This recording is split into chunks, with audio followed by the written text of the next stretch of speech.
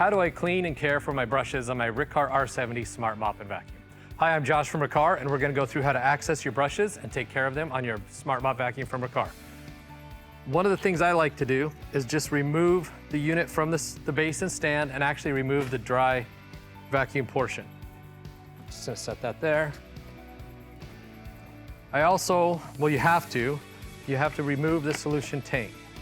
Set that in the stand there, and here's our brushes. If these are dirty, maybe they get some hair or some things wrapped on it, you want to clean it, you can do that by quickly accessing the brush here